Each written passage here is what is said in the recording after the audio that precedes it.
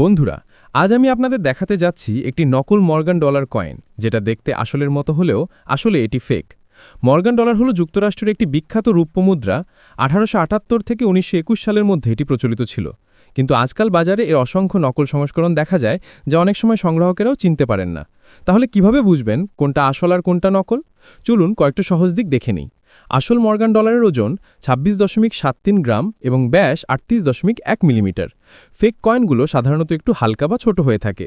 আসল silver coin টোকা দিলে একটা মিষ্টি সুরেলা রিং শব্দ হয়, কিন্তু নকল কয়েন থেকে বের হয় ভারী ঠুস বা থার্ড ধরনের শব্দ। আসল কয়েনের লেটার, চোখ, চুল সবকিছু খুব ধারালো ও স্পষ্ট। নকলগুলো লেখাগুলো একটু মসৃণ বা ঝাপসা হয়। মিন্ট মার্কের অবস্থান যদি ভুল হয়, যেমন ডলার শব্দের ওপরে ঠিক না থাকে, তাহলে সেটাও ফেক হবার ইঙ্গিত। আসল মর্গান ডলার 90% সিলভার হওয়ায় চুম্বকে লেগে থাকে না। যদি কয়েনটা চুম্বকে আটকে যায়, তাহলে নিশ্চিতভাবেই সেটি নকল। হাতে থাকা এই কয়েনটি দেখতে সুন্দর হলেও আসলে এটি ফেক, তাই সংগ্রহ করার আগে অবশ্যই যাচাই করে নিন। বন্ধুরা, সচেতন থাকুন, প্রতারিত হবেন না। ভিডিওটি ভালো লাগলে লাইক করতে ভুলবেন না। এরকম আরও ভিডিও পেতে চ্যানেলটি সাবস্ক্রাইব করে পাশে থাকুন।